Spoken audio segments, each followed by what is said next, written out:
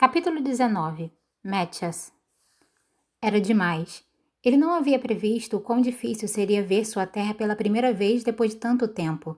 Ele teve mais de uma semana a bordo do Ferroland para se preparar, mas sua cabeça tinha estado ocupada com o caminho que ele havia escolhido, com Nina, com a mágica cruel que o havia arrancado de sua cela e o colocado em um barco veloz em direção ao norte, sob um céu infinito, ainda aprisionado, não só por algemas, mas também pelo peso do que estava prestes a fazer. Ele teve o primeiro vislumbre da costa norte no fim da tarde, mas Speck decidiu esperar até o pôr do sol para aportar na esperança de que o crepúsculo desse a eles alguma cobertura. Havia vilas baleeiras ao longo da costa e ninguém queria ser avistado. Apesar do disfarce de caçador, os Dregs ainda eram um grupo compíscuo. Eles passaram a noite no navio. Na madrugada do dia seguinte, Nina o encontrou montando o equipamento de frio que Jasper e a Inês haviam distribuído. Mathias estava impressionado com a resiliência de Inês. Embora ainda tivesse olheiras, ela se movia com firmeza e, se estava com dor, escondia bem. Nina levantou uma chave. Cass me enviou para tirar suas correntes. Vocês vão me prender de novo à noite? Isso depende do Cass e de você, imagino. Senta aí. Me dê a chave e pronto. Nina pigarreou. E ele também quer que eu modifique você. O quê? Por quê? O pensamento de Nina alterando sua aparência com sua bruxaria era intolerável. Estamos em Fierda agora. Ele quer que você pareça um pouco menos com você mesmo, só por via das dúvidas. Tem noção do quanto esse país é grande? As chances de você ser reconhecido serão consideravelmente mais altas na Corte do Gelo, e eu não posso mudar a sua aparência toda de uma vez. Por quê? Não sou tão boa como artesã. É parte do treinamento de todo corporal que agora, mas eu simplesmente não tenho afinidade com isso. Mathias bufou. O que foi? Ela perguntou. Nunca ouvi você admitir que não era boa em alguma coisa. Bem, acontece tão raramente. Ele ficou horrorizado consigo mesmo ao perceber que começava a esboçar um sorriso, mas foi bastante fácil reprimi-lo quando pensou em seu rosto sendo modificado. O que o Breaker quer que você faça comigo? Nada radical. Mudar a cor dos seus olhos, seu cabelo, o que sobrou dele. Não será permanente. Eu não quero isso. Não quero você perto de mim. Será rápido e indolor, mas se quiser discutir o assunto com Cass, tudo bem, disse ele preparando-se mentalmente. Era inútil discutir com Breaker, não quando ele simplesmente podia provocar Mathias com sua promessa de perdão. Mathias pegou um balde, virou-o de cabeça para baixo e sentou-se. Posso pegar a chave agora? Ela passou a chave para ele e ele abriu as correntes em seus pulsos enquanto ela vasculhava uma caixa que havia trazido. A caixa tinha uma alça e diversas pequenas gavetas cheias de pós e pigmentos em pequenos frascos. Ela pegou um pote com conteúdo preto em uma das gavetas. O que é isso? Antimônio preto. Ela se aproximou e inclinou o queixo dele para trás com a ponta do dedo. Relaxa a mandíbula, Mathias. Você vai triturar seus dentes a troco de nada. Ele cruzou os braços. Ela começou a sacudir um pouco do antimônio sobre seu escalpo e deu um suspiro pesaroso. Por que o bravo Druskily Mathias Helva não come carne? Ela perguntou com uma voz teatral enquanto trabalhava. Essa é uma história realmente triste, minha criança. Seus dentes foram moídos por causa de uma grixa vexante e agora ele só pode comer pudim. Pare com isso, ele resmungou. O quê? Mantenha sua cabeça inclinada para trás. O que está fazendo? Escurecendo suas sobrancelhas e cílios. Sabe, do modo como as garotas fazem antes de uma festa. Ele deve ter feito uma careta porque ela caiu na risada. Na cara que você fez. Ela se inclinou para frente, os cachos de seu cabelo castanho se esfregando nas bochechas dele enquanto ela transferia a cor do antimônio para as suas sobrancelhas. A mão dela segurava seu queixo. Feche os olhos, ela murmurou. Seus dedões se moveram sobre seus cílios e ela percebeu que ele estava prendendo a respiração. Você não cheira mais a rosas, ele disse e então teve vontade de morrer. Ele não deveria estar reparando em seu cheiro. Provavelmente cheiro a barco. Não, seu cheiro era doce, perfeito como caramelo. Ela desviou os olhos com culpa. Cass disse para colocar na mala o que precisássemos para a viagem. Uma garota precisa comer. Ela enfiou a mão no bolso e puxou um saco de caramelos. Quer um? Sim. Não. Ela deu de ombros e enfiou um na boca. Seus olhos se reviraram e suspirou feliz. Tão bom. Foi uma epifania humilhante, mas ele sabia que poderia passar o dia inteiro observando-a. Essa era uma das coisas de que ele mais gostava em Nina. Ela saboreava tudo. Fosse um caramelo, água fria de um riacho ou carne seca de alce. Agora os olhos, disse ela com a boca cheia de doce, enquanto puxava uma pequena garrafa de sua mala. Você precisará mantê-los abertos. O que é isso? Ele perguntou nervoso. Uma tintura desenvolvida por uma grixa chamada Genia Safin. É o modo mais seguro de mudar a cor dos olhos. Ela se inclinou novamente. Suas bochechas estavam rosadas do frio, a boca ligeiramente aberta. Seus lábios estavam a pouquíssimos centímetros dos dele. Se ele se sentasse com as costas mais retas, eles se beijariam. Você precisa olhar para mim, ela instruiu. Eu estou olhando. Ele fixou seu olhar no dela. Você se lembra desse litoral, Nina? Ele queria perguntar, mesmo sabendo que ela se lembraria. De que cor está deixando os meus olhos? Shhh, isso é difícil. Ela pingou as gotas em seus dedos e as manteve perto dos olhos dele. Por que não pode simplesmente pingá-las lá dentro? Por que não pode parar de falar? Quer que eu te segue? Ele parou de falar. Por fim, ela recuou, seu olhar passeando pelos seus traços. Acastanhado, disse ela. Então ela piscou. Como caramelo. O que você pretende fazer com o Buiú Baiú? Ela se endireitou e se afastou, sua expressão se fechando. O que quer dizer? Ele ficou triste de ver seu jeito tranquilo desaparecer, mas aquilo não importava. Olhou por sobre o ombro para garantir que ninguém ouvia. Sabe exatamente o que eu quero dizer. Não acredito nem por um segundo que deixará essas pessoas levarem Buiú Baiú para o Conselho Mercante em Kerk. Ela colocou a garrafa de volta em uma das pequenas gavetas. Teremos que fazer isso pelo menos mais 2 vezes antes de chegarmos à Corte do Gelo para que eu possa aprofundar a cor. Junte suas coisas, caso nos quer prontos para partir em 1 hora. Ela fechou a tampa da mala com uma batida e pegou as correntes, e então ela não estava mais lá. Quando se despediram da tripulação do navio, o céu havia mudado do rosa para o dourado. Vejo vocês no porto de Digelhom, disse Speck, sem luto, sem funerais, os outros responderam. Pessoas estranhas.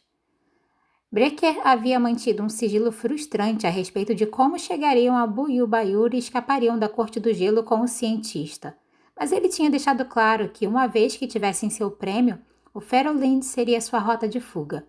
A embarcação tinha papéis ostentando o selo Kerk e indicando que todas as taxas e protocolos haviam sido cumpridos para que representantes da companhia Bahia Harad pudessem transportar peles e produtos de Fierda para Zierfort, uma cidade portuária ao sul de Kerch. Começaram a marchar subindo da costa rochosa para a lateral do penhasco. A primavera se aproximava, mas o gelo continuava espesso no solo, e foi uma escalada difícil. Quando chegaram ao topo do penhasco, pararam para recuperar o fôlego. Ainda era possível ver o Ferroland no horizonte, suas velas infladas pelo vento que chegava até eles. Pelos santos, disse a Inês, nós realmente estamos fazendo isso. Passei cada minuto de cada miserável dia desejando sair daquele navio, disse Jasper. Então por que agora sinto falta dele? Wyland bateu suas botas. Talvez porque já sinta que nossos pés irão congelar. Quando pegarmos nosso dinheiro, você pode queimar Krug para se manter aquecido, disse Cass. Continue andando. Ele havia deixado sua bengala com cabeça de corvo a bordo do Ferroland e o substituído por uma bengala que chamasse menos atenção.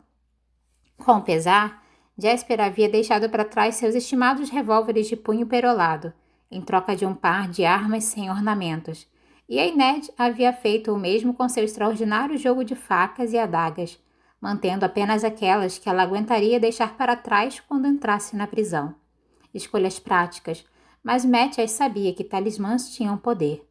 Jasper consultou sua bússola e eles viraram para o sul, procurando um caminho que os levasse para a estrada comercial principal. Vou pagar alguém para queimar meus Krugs por mim. Cass caminhou ao lado dele. Por que não paga alguém para pagar alguém para queimar os krugs por você? É assim que os grandes ladrões fazem. Você sabe o que os verdadeiros chefões fazem? Eles pagam alguém para pagar alguém. As vozes sumiram enquanto eles seguiam adiante, e Mathias e os outros iam logo atrás. Mas ele notou que cada um deles deu uma última olhada para o Ferolind que desaparecia lá atrás. A escuna era uma parte de Kerk, um pedaço da casa deles, um pedaço de casa para eles, e aquela última coisa familiar estava se afastando cada vez mais. Mathias sentiu alguma empatia, mas conforme viajavam pela manhã, ele teve de admitir que gostava de ver os ratos de canal tremendo e cansados. Eles pensavam que conheciam o frio, mas o norte branco tinha seu jeito de forçar forasteiros a reavaliar seus conceitos. Eles tropeçaram e cambalearam, desajeitados em suas novas botas, tentando descobrir o truque para caminhar em neve de crosta congelada. E logo Mathias estava na frente, determinando o ritmo, embora Jasper mantivesse um olho em sua bússola. Coloque o seu... Mathias parou e teve de apontar para Wylan. Ele não sabia a palavra em Kerk para óculos, e nem para neve, mas, na verdade, não eram termos usados na prisão. Mantenha os olhos cobertos, ou pode machucá-los para sempre. Homens ficavam cegos aqui, tão ao norte. Perdiam seus lábios, orelhas, nariz, mãos e pés. A terra era estéril e brutal, e era isso que a maioria das pessoas via. Mas para Mathias, ela era bela. O gelo carregava o espírito de gel. Ele tinha cor e forma e até cheiro, se você soubesse procurá-lo. Ele se adiantou, sentindo-se quase em paz, como se ali Gel pudesse ouvi-lo e acalmar sua mente conturbada. O gelo trouxe de volta memórias da infância, de caçar com seu pai. Eles viviam mais ao sul, perto de Helmhand. Mas no inverno, aquela parte de Fierda não parecia muito diferente disso. Um mundo branco e cinza, interrompido por bosques de árvores de galhos negros e aglomerados salientes de rochas que pareciam surgir do nada, naufrágios no fundo de um oceano seco. O primeiro dia de viagem foi como uma limpeza. Pouca conversa, o sussurro branco do norte dando as boas-vindas a Mathias sem julgamento. Ele esperava mais reclamações, mas mesmo Wylan tinha simplesmente abaixado a cabeça e caminhado. Eles são todos sobreviventes, Mathias entendeu. Adaptam-se. Quando o sol começou a se pôr, eles comeram suas provisões de carne seca e biscoito de água e sal, e desabaram nas tendas sem dizer uma palavra. Mas a manhã seguinte trouxe um fim à quietude e à frágil sensação de paz de Mathias. Agora que estavam fora do navio e longe de sua tripulação, Cass estava pronto para mergulhar nos detalhes do plano. Se fizermos isso direito, entraremos e sairemos da Corte do Gelo antes de os Figerdanos sequer perceberem que seu precioso cientista sumiu, disse Cass enquanto jogavam as bolsas sobre os ombros e continuavam rumo ao sul. Quando entrarmos na prisão, seremos levados para a área de detenção abaixo dos blocos de celas masculinas e femininas para aguardar julgamento. Se Mathias estiver certo e os procedimentos ainda forem os mesmos, as patrulhas passarão pelas celas comunitárias somente 3 vezes por dia para a conferência de prisioneiros. Assim que sairmos das celas, devemos ter pelo menos 6 horas para cruzar a embaixada, localizar Yul-Bayur na Ilha Branca e levá-lo ao porto antes de perceberem que alguém sumiu. E quanto aos outros prisioneiros nas celas comunitárias? Perguntou Mathias. Já resolvemos essa parte. Mathias fez uma careta, mas não estava particularmente surpreso. Uma vez que estivessem dentro das celas comunitárias, Cass e os outros estariam em sua situação mais vulnerável. Bastaria uma palavra com os guardas para Mathias pôr fim a todo o seu esquema. Era isso que Brun faria, o que um homem honrado escolheria. Uma parte de Mathias tinha acreditado que voltar para Fierda lhe devolveria o bom senso, lhe daria a força necessária para abandonar aquela missão maluca. Em vez disso, só tinha tornado mais forte a saudade de casa, da vida que havia vivido entre seus irmãos Druskely. Depois que sairmos das celas, Cass prosseguiu, Mathias e Jasper conseguirão corda nos estábulos enquanto Wylan e eu tiramos Nina e a Inés da área de detenção das mulheres.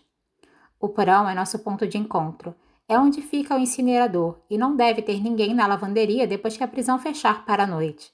Enquanto a Inés faz a escalada, Wylan e eu exploramos a lavanderia à procura de algo que possamos usar na demolição. E caso os Fierdanos decidam guardar Boo e o Baiur na prisão e facilitar nossa vida, Nina, Mathias e Jasper procurarão nas celas do nível superior. Nina e Mathias? Jasper perguntou. Longe de mim questionar o profissionalismo de alguém, mas essa realmente é a dupla mais adequada? Mathias trincou os dentes de raiva. Jasper estava certo, mas ele odiava ser tema de discussão desse jeito. Mathias conhece o procedimento da prisão e Nina pode lidar com qualquer guarda sem uma luta barulhenta.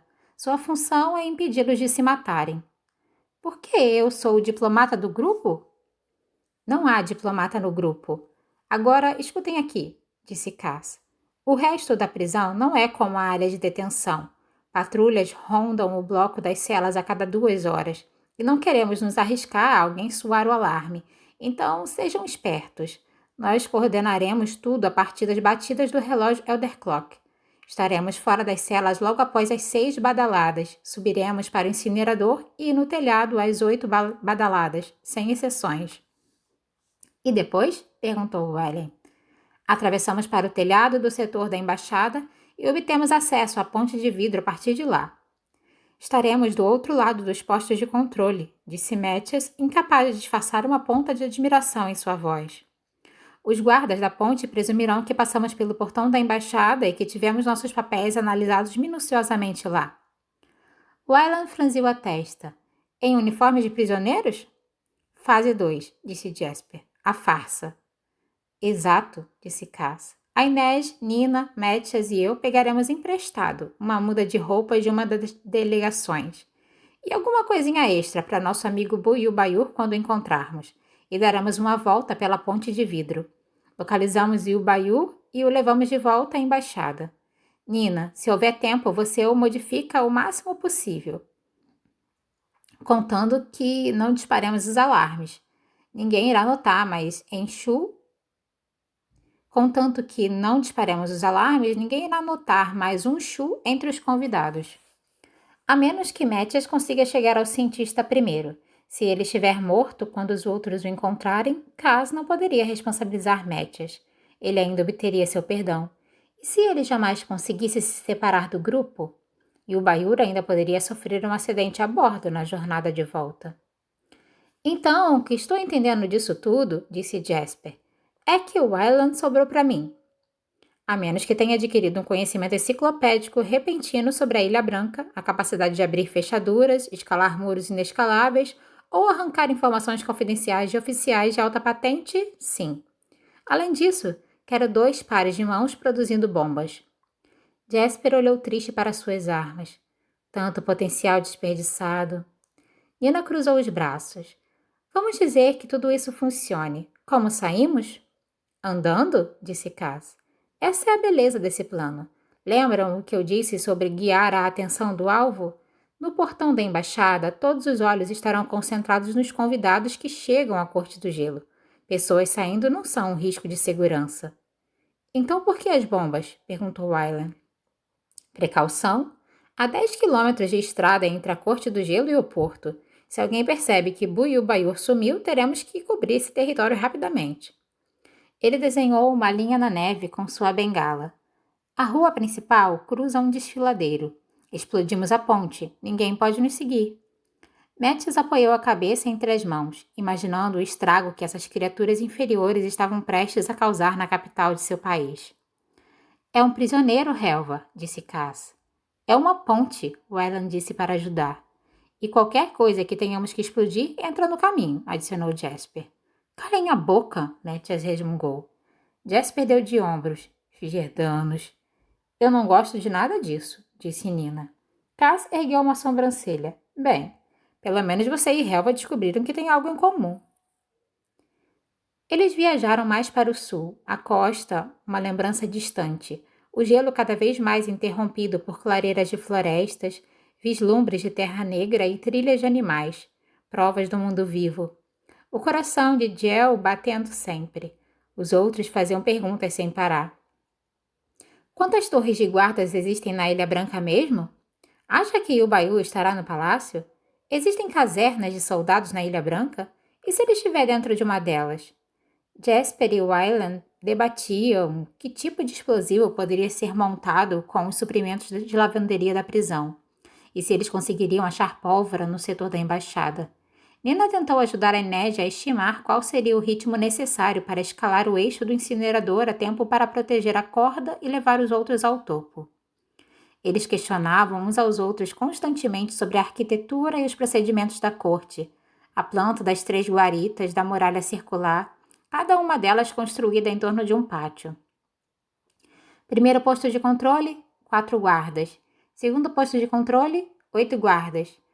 Portões da muralha circular, 4 quando o portão não está operando. Eles eram como um coro enlouquecedor de corvos crocitando no ouvido de Mathias. Traidor, traidor, traidor. Protocolo amarelo? Cass perguntou. Tumulto no setor, disse a Inês. Protocolo vermelho. Violação do setor. Protocolo negro? Estamos todos condenados? Disse Jasper.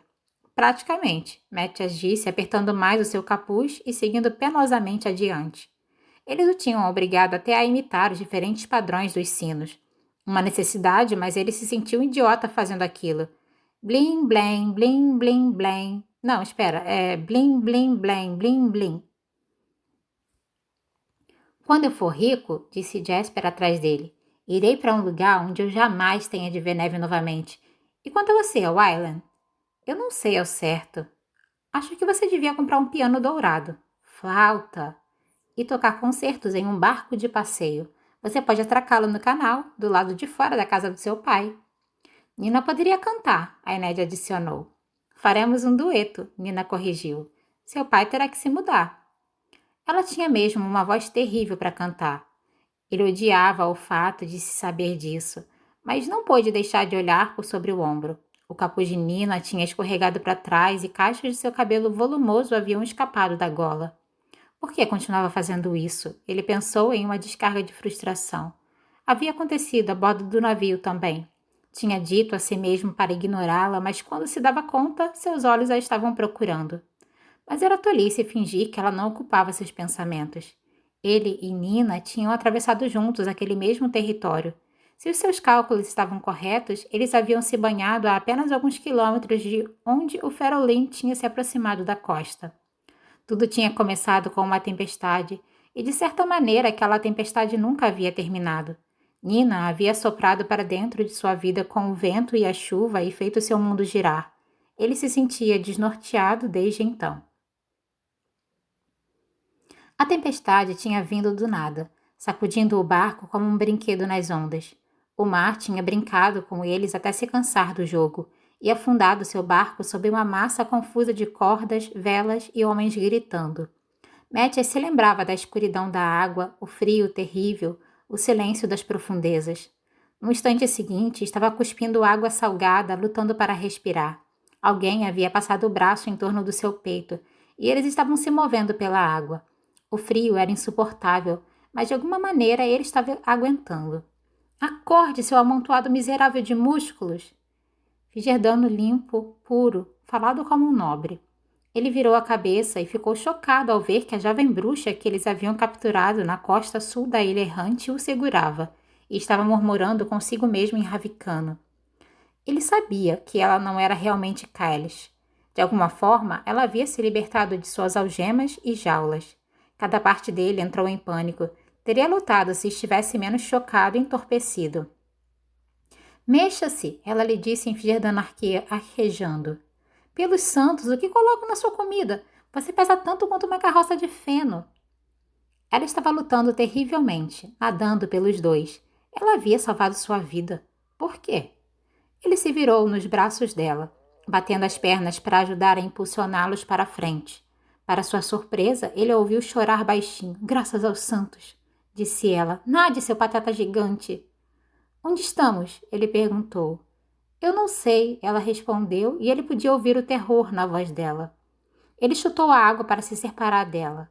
Não, ela gritou, não se afaste. Mas ele empurrou com força, soltando-se de seus braços. No momento em que se afastou, o frio invadiu seu corpo. A dor foi aguda e repentina, e seus braços e pernas ficaram dormentes. Ela vinha usando sua mágica doentia para mantê-lo aquecido. Ele procurou por ela na escuridão.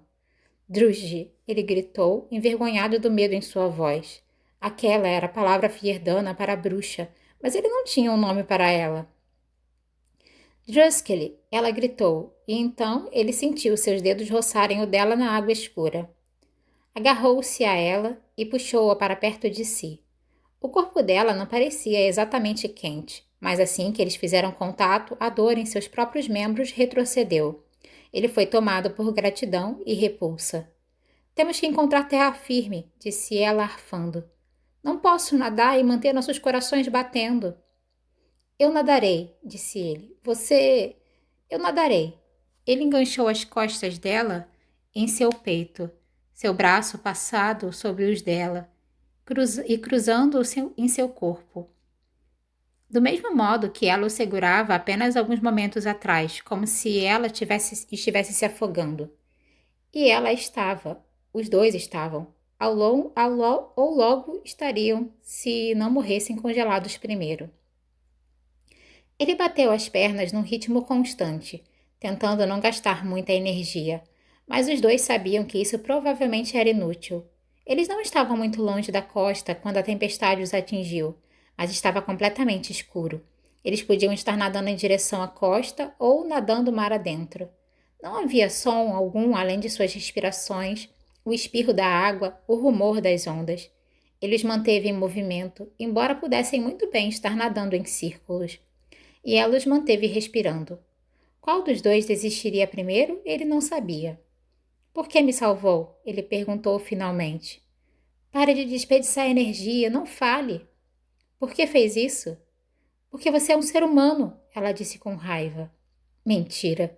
Se eles conseguissem chegar à Terra, ela precisaria de um Fierdano para ajudá-la a sobreviver, alguém que conhecesse o território, embora ela claramente conhecesse o idioma. É claro que conhecia. Todos eles eram enganadores e espiões, treinados para atormentar pessoas como ele, pessoas sem seus dons anormais. Eles eram predadores. Ele continuou a bater as pernas, mas os músculos estavam cansando e ele podia sentir o frio rastejando para dentro de seu corpo.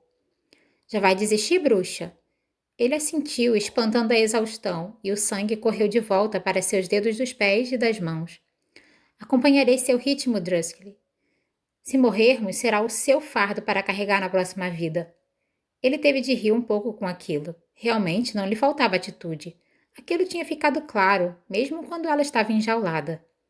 Foi desse jeito que aquela noite se seguiu, provocando um ao outro sempre que um deles vacilava. Naquele momento, o mundo inteiro consistia em mar, gelo e no barulho ocasional que podia ser uma onda ou algo faminto se movendo em direção a eles na água. Veja, a bruxa sussurrou quando a manhã chegou, rosada e alegre. Lá ao longe, eles podiam apenas distinguir um promontório de gelo se projetando e a abençoada clareira negra de uma costa de cascalho escuro, terra firme. Não havia tempo para comemorar ou relaxar. A bruxa inclinou a cabeça para trás, repousando contra os ombros dele enquanto ele nadava adiante, centímetro por centímetro, cada onda puxando-os para trás, como se o mar não estivesse disposto a desistir de sua força sobre eles. Finalmente seus pés tocaram o fundo e eles meio que nadaram, meio que engatinharam até a margem. Separaram-se, o corpo de Métias inundado de sofrimento, enquanto se arrastava sobre as rochas negras até a terra morta e congelada. De início foi impossível caminhar. Ambos se moveram debilmente, tentando fazer com que os braços e as pernas obedecessem, tremendo de frio. Finalmente ele conseguiu ficar de pé. Pensou em simplesmente sair andando e encontrar abrigo sem ela. Ela estava de quatro, com a cabeça inclinada, o cabelo cobrindo o rosto em um emaranhado confuso e molhado. Ele tinha a nítida sensação de que ela deitaria e simplesmente não se levantaria mais. Ele deu um passo, depois outro, então se virou. Fossem quais fossem as razões dela, ela havia salvado sua vida na noite anterior. Não uma vez, mas várias e várias vezes. Aquela era uma dívida de sangue. Ele cambaleou de volta até ela e lhe ofereceu a mão.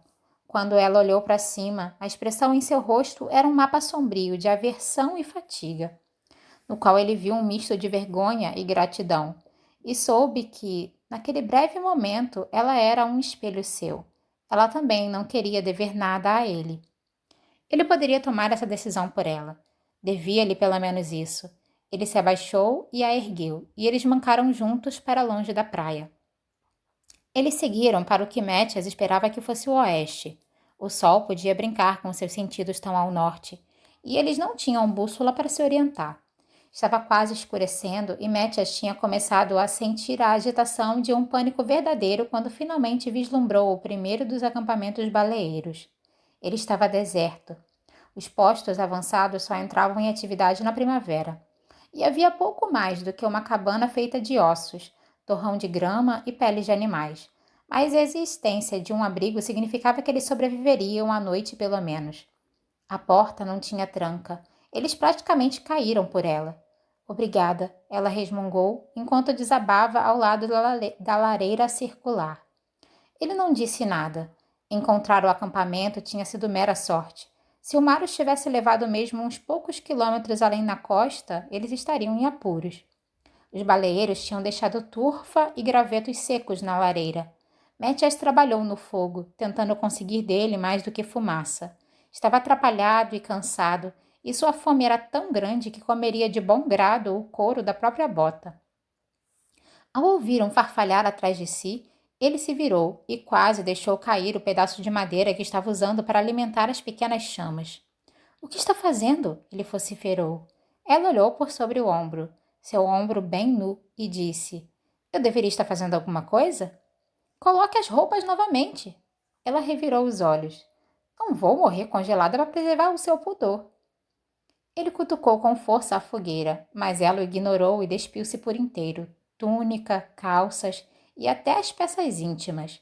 Então se enrolou em uma das peles encardidas de rena que se encontravam empilhadas perto da porta.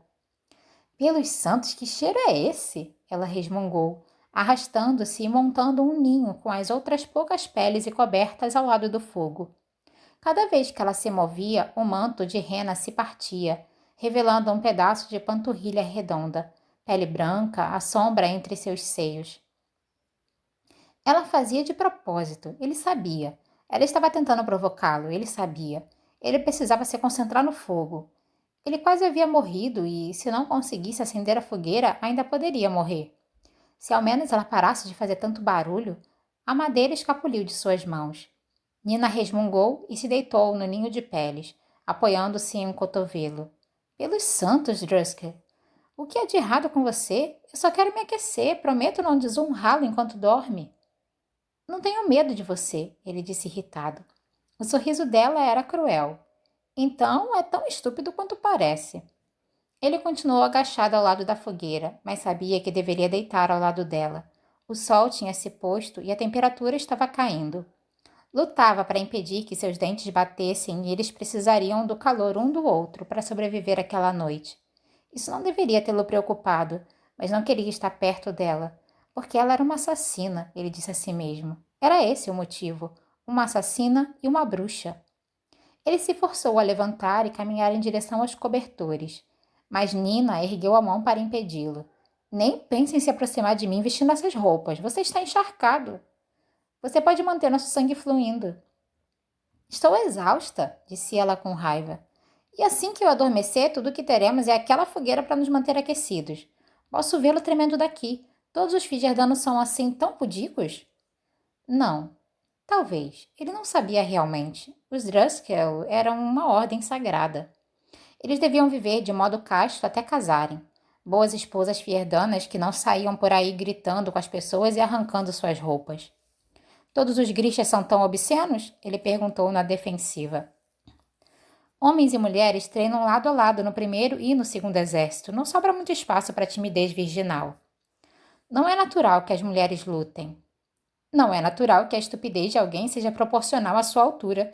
E ainda assim, aí está você. Você realmente nadou todos esses quilômetros só para morrer nessa choupana? É um chalé, e você não sabe se nadamos quilômetros. Nina suspirou de modo exasperado e se curvou de lado, enfiando-se o mais próximo possível do fogo. Estou cansada demais para discutir. Ela fechou os olhos. Não posso acreditar que seu rosto será a última coisa que verei antes de morrer. Ele sentia como se ela o afrontasse, Mathias ficou lá de pé, sentindo-se um tolo e odiando-a por fazê-lo se sentir daquele jeito. Ele se virou de costas para ela e rapidamente despiu suas roupas encharcadas, esticando-as ao lado do fogo. Olhou uma vez para ela a fim de garantir que não estava espiando. Então seguiu rápido para as cobertas e se remexeu atrás dela, ainda tentando manter distância. Mais perto, Druskell, ela cantarolou, provocando. Ele passou um braço por cima dela, enganchando as costas dela contra seu peito. Ela soltou um uf de surpresa e se mexeu apreensiva. Pare de se mexer, ele murmurou. Já tinha estado perto de garotas. Não muitas, é verdade, mas nenhuma era como ela. Ela era indecentemente curvilínea. Você está gelado e úmido, ela reclamou com um arrepio. É como deitar ao lado de uma lula corpulenta. Você que falou para chegar perto. Afaste-se um pouco, instruiu, e quando ele obedeceu, ela se virou para encará-lo. O que está fazendo? Ele perguntou, recuando em pânico. Relaxe, Druskell. Não é aqui que eu vou me aproveitar de você. Ele cerrou os olhos azuis. Odeio o modo como você fala. Imaginou a mágoa que viu no rosto dela?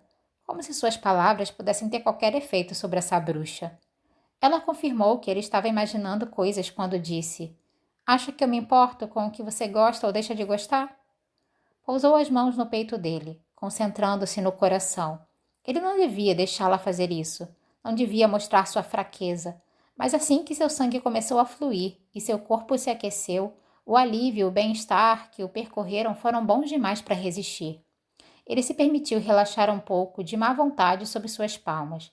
Ela se virou de volta e recolocou o braço dele em torno de si. De nada, seu paspalhão. Ele havia mentido. Gostava do modo que ela falava. Ele ainda gostava. Podia ouvi-la tagarelando com a Inês em algum lugar atrás dele, tentando ensiná-la palavras em figerdano. Não! Ringikale! Você tem que sustentar a última sílaba um pouco. Ringala? Tentou a Inês. Melhor, mas veja. Imagine que quer que é uma gazela. Pula de palavra em palavra. Ela fez a pantomima. Figerdano é como o voo das gaivotas, com mergulhos e descidas vertiginosas. A mão dela se tornou um pássaro planando nas correntes de ar. Naquele momento, ela levantou a cabeça e o flagrou observando. Ele pigarreou. Não coma a neve, aconselhou. Ela só irá desidratá-la e baixar sua temperatura corporal. Avançou, ansioso para subir a próxima colina e abrir alguma distância entre eles. Mas assim que chegou ao topo, ele parou, petrificado. Ele se virou, erguendo os braços. Parem, vocês não vão querer. Mas era tarde demais. Nina levou as mãos à boca. A Inês fez algum tipo de sinal de proteção no ar. Jasper sacudiu a cabeça e Wylan quase vomitou. Cass permaneceu como uma pedra, sua expressão inescrutável. A pira tinha sido montada em uma ribanceira. Quem quer que fosse o responsável tinha tentado construir a fogueira no abrigo de um afloramento rochoso, que, contudo, não tinha sido suficiente para impedir que as chamas se apagassem com o vento. O solo congelado tinha sido perfurado com 3 estacas, e 3 corpos carbonizados estavam pendurados nelas, sua pele escurecida e rachada ainda ardente.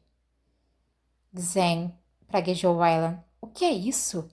Isso é o que os figerdanos fazem com os grixas, disse Nina. Seu rosto estava calmo, seus olhos verdes fixos. Isso é o que criminosos fazem, disse Mathias, queimando por dentro. As piras são consideradas ilegais desde... Nina se virou para ele e empurrou seu peito com força. Não se atreva, ela disse fervilhando, fúria ardendo com um halo ao seu redor. Diga-me quando foi a última vez que alguém foi condenado por incendiar um grisha. Quando vocês matam cães também é chamado de assassinato? Nina, você tem um nome diferente para assassinato quando faz isso vestindo um uniforme? Então eles ouviram. Um gemido, como um chiado do vento. Pelos santos, disse Jasper, um deles está vivo. O som foi ouvido novamente, tênue e em lamento, da carcaça negra do corpo mais à direita. Era impossível dizer se a forma era um homem ou uma mulher. Seu cabelo havia se queimado, suas roupas fundidas aos seus membros. Flocos pretos de pele tinham se descolado em alguns lugares, mostrando carne viva. Um soluço de choro escapou da garganta de Nina. Ela ergueu as mãos, mas tremia demais para usar o seu poder e acabar com o sofrimento da criatura. Ela virou seus olhos cheios de lágrimas para os outros. Por favor, alguém... Jasper foi o primeiro a se mover. 2 tiros soaram e o corpo ficou em silêncio. Jasper guardou suas pistolas no coldre. Droga, Jasper! Cass reclamou. Você acabou de anunciar nossa presença por quilômetros. Então, eles pensam que somos um grupo de caça. Devia ter deixado a Inês fazer isso. Eu não queria fazer isso, a Inês disse calmamente. Obrigada, Jasper. Cass abriu a boca, mas não disse mais nada. Obrigada, disse Nina sufocada. Ela prosseguiu sobre o solo congelado, seguindo o caminho traçado pela neve. Estava chorando, tropeçando sobre o terreno. Mathias a seguiu. Havia poucos pontos de referência ali e era fácil errar a direção. Nina, você não deve se afastar do grupo. É para isso que você está voltando, Helva, disse ela rispidamente. É esse o país que você deseja servir? Isso te deixa orgulhoso? Eu nunca mandei um Grisha para Pira. Grishas recebem um julgamento justo. Ela se virou para ele, óculos erguidos, lágrimas congeladas nas bochechas. E por que nenhum Grisha jamais foi considerado inocente no fim dos seus julgamentos supostamente justos? Porque nosso crime é existir. Nosso crime é ser o que somos. Mathias ficou quieto, e quando resolveu falar, foi pego entre a vergonha do que estava prestes a dizer e a necessidade de falar as palavras com as quais havia sido criado, as palavras que ainda lhe soavam verdadeiras. Nina, alguma vez já lhe ocorreu que talvez vocês não devessem existir? Os olhos de Nina se acenderam em chama verde. Ela avançou na direção dele e ele pôde sentir a raiva radiando dela.